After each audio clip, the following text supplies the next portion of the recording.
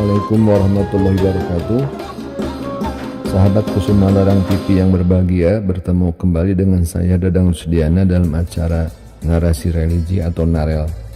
Yang pada kesempatan yang berbahagia ini saya akan menyampaikan kisah tentang Sultan Muhammad Al-Fatih atau Sultan Muhammad II.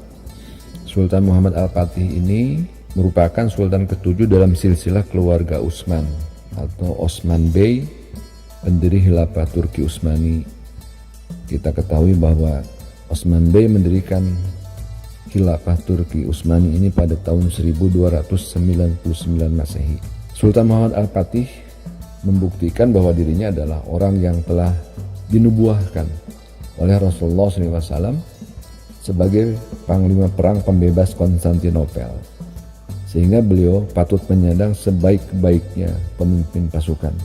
Dalam sebuah hadis berkata Abdullah bin Mas'ud, tatkala kami bersama Rasulullah SAW untuk menulis, tiba-tiba Rasulullah ditanya, manakah kota yang terlebih dahulu dibuka, apakah Konstantinopel ataukah Romawi? Maka beliau menjawab, yang dibuka terlebih dahulu adalah kota Heraklius, yaitu Konstantinopel. Dibuka di sini ditaklukkan. Dalam hadis yang lain, sesungguhnya Rasulullah bersabda, sesungguhnya akan dibuka kota Konstantinopel. Sebaik-baiknya pemimpin adalah yang memimpin saat itu, dan sebaik-baik pasukan adalah pasukan perang saat itu. Nah, itulah keyakinan pada Sultan Muhammad Al-Fatih dalam menaklukkan Konstantinopel. Sahabat Kusuma Larang TV yang berbahagia, Sultan Muhammad II ketika berkuasa sejak tahun 855 Hijriah atau 1451 Masehi langsung mengerahkan pandangannya untuk menaklukkan Konstantinopel. Jadi beliau konsentrasi menaklukkan Konstantinopel dalam rangka menyebarkan dakwah Islam.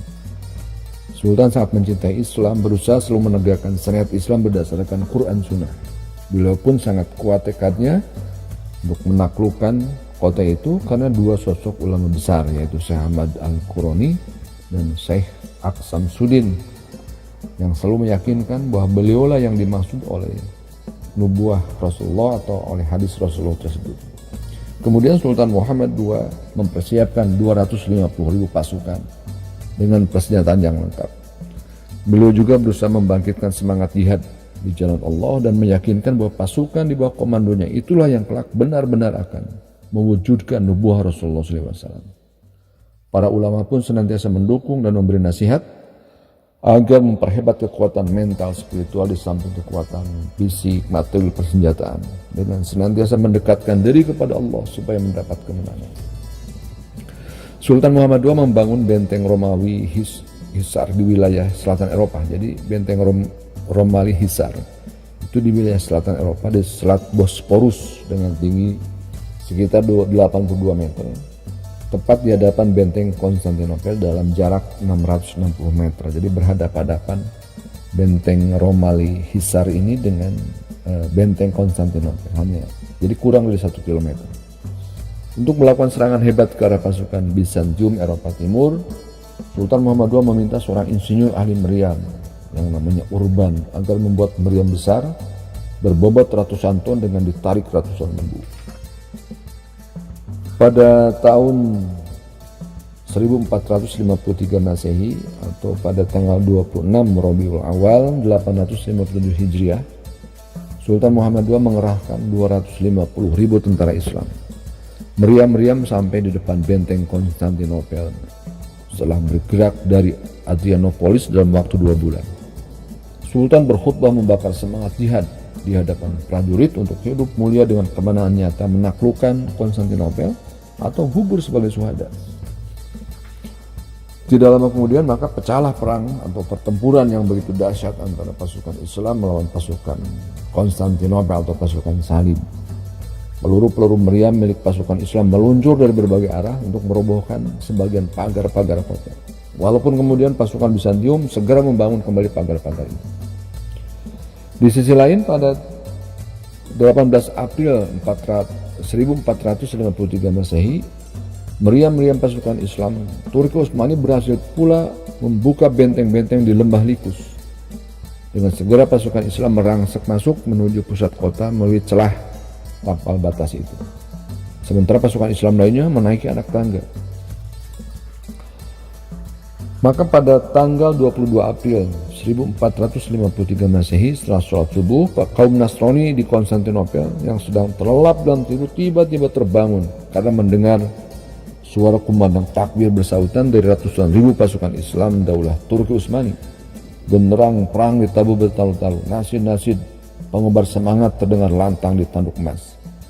Mereka juga sangat terkejut demi melihat iring-iringan kapal perang Islam telah menguasai perairan Konstantinopel. Kapal-kapal itu benar-benar berarak, tanpa melewati rantai-rantai besi raksasa. Tidak ada lagi penghalang antara pasukan Islam Daulah Turki Utsmani dengan pasukan Bizantium. Enggak ada penghalang sama sekali. Pasukan Islam, khusus pasukan meriam Daulah Islam Turki Utsmani, mulai menembakkan peluru-pelurunya dari dataran tinggi Selat Bosporus dan dari arah Tanduk Emas ke arah benteng Konstantinopel. Selain itu, kapal-kapal perang pasukan Nasrani yang mencoba mendekat Selat Bosporus dan Tanduk Emas itu tanpa ampun dihujani peluru-peluru meriam sehingga banyak yang terkena dan kemudian tenggelam. Upaya pembebasan Konstantinopel terus-menerus berlanjut. Strategi spektakuler dikeluarkan oleh Sultan Muhammad II. Beliau memerintahkan agar pasukan Islam membuat terowongan di bawah kota. Tentu penduduk Konstantinopel mendengar suara keras dentuman-dentuman di bawah tanah yang mereka injak. Mereka sangat terkejut, kaget, dan dicekam rasa takut yang luar biasa. Mereka sadar bahwa pasukan Islam Daulah Turki Utsmani telah membuat terowongan di bawah kaki mereka dan mencoba untuk mengepung mereka dari berbagai arah. Kaisar Konstantinopel berusaha menghambat pasukan Islam. Diperintahkan kepada pasukan salib untuk membuat terowongan agar bisa menembus ke titik-titik terowongan pasukan Islam. Ya tentunya tanpa terduga, mereka ternyata membawa obor-obor api untuk membakar pasukan Islam yang berada di dalam terowongan-terowongan itu. Dan ini tentu mengejutkan pasukan Islam. Ada sebagian pasukan Islam yang terkena nyala api dan terbakar, wafat sebagai syuhada. Namun, pasukan Islam tidak pernah gentar dalam keadaan itu. Dan strategi spektakuler lain dari Sultan Muhammad II adalah membuat benteng kayu raksasa yang bisa bergerak. Benteng ini terdiri dari 3 tingkat dengan ketinggian melebihi tingginya benteng Konstantinopel. Benteng tersebut dilapisi tameng perisai dan kulit yang dibasahi dengan air agar tidak mudah terbakar api. Namun walaupun pasukan Islam telah berhasil merapatkan benteng kayu ini ke benteng Konstantinopel dan berhasil merobohkan lawan, ternyata pasukan Bizantium tidak menyerah dan bahkan membalas serangan dengan menghujani benteng kayu itu dengan api. Upaya pengepungan Konstantinopel terus-menerus dilakukan tanpa kenal lelah. Hal ini membuat ketakutan kaum Nasrani sehingga Kaisar Konstantin kembali menghimpun bermusyawarah dengan para pembesar di istana kekaisaran. Tampak rasa putus asa di kala wajah-wajah mereka yang sedang berkumpul. Sultan Muhammad II sangat yakin bahwa pembebasan Konstantinopel akan segera tiba. Beliau hendak menaklukkannya dengan damai. Sultan Muhammad II menulis surat kepada Kaisar Konstantin agar mau menyerahkan Konstantinopel dengan damai tanpa pertumpahan darah, perangnya dihentikan, diganti dengan upaya damai. Sultan juga memberikan jaminan kepada Kaisar Konstantin, insya Allah nyawanya akan diselamatkan dan juga penduduk kaum Nasrani juga tidak akan diganggu. Mereka diberi pilihan untuk tetap tinggal di Konstantinopel tanpa gangguan apapun atau meninggalkannya dengan aman. Kaisar Konstantin segera membalas surat setelah bermusyawarah dengan para pembesar.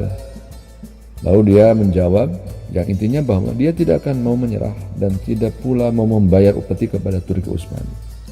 Sultan Muhammad Al-Fatih ketika mendengar balasan itu, maka dengan tekad bulat ia menyatakan, baiklah, sebentar lagi saya akan memiliki singgasana di Konstantinopel, atau saya akan terkubur di bawah puing-puing istananya.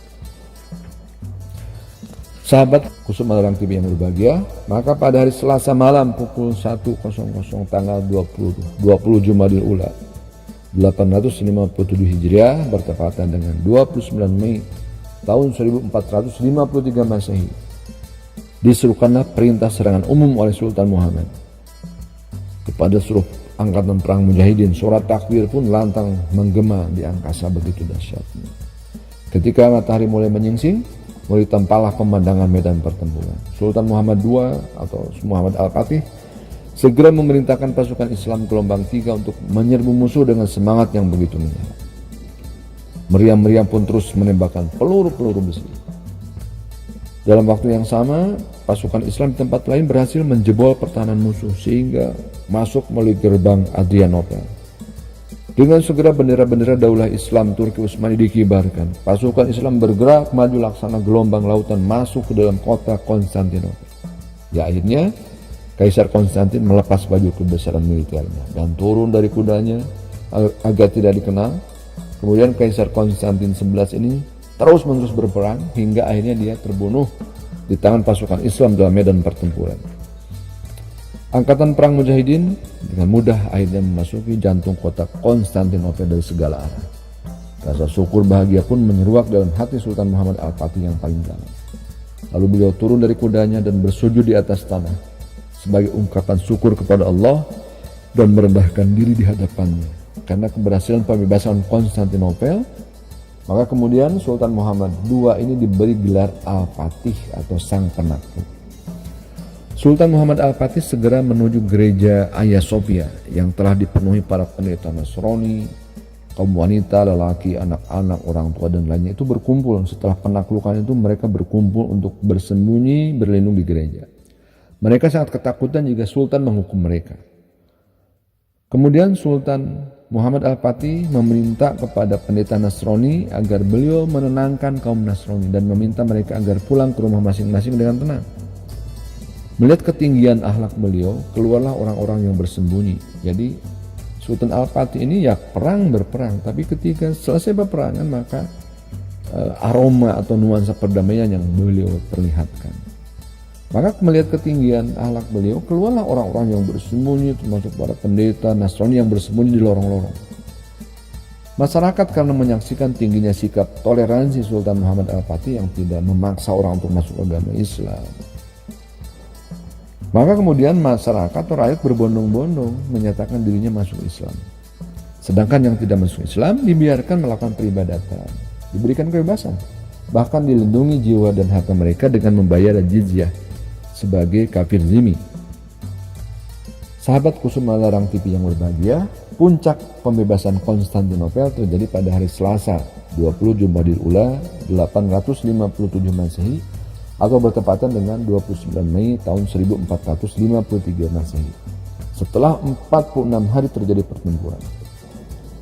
Nama Konstantinopel kemudian diganti menjadi Islambul atau Istanbul yang artinya kota Islam, sekaligus sebagai ibu kota baru bagi Khilafah Islam Turki Utsmaniyah. Sultan Muhammad Al-Fatih sendiri berkuasa sampai wafatnya selama 30 tahun, jadi dari 1457 sampai 1481 Masehi.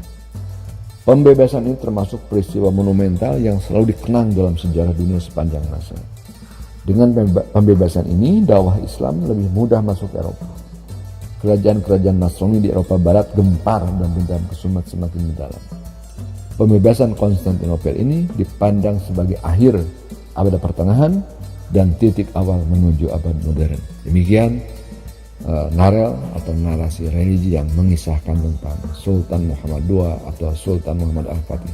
Mudah-mudahan bermanfaat dan terima kasih. Assalamualaikum warahmatullahi wabarakatuh.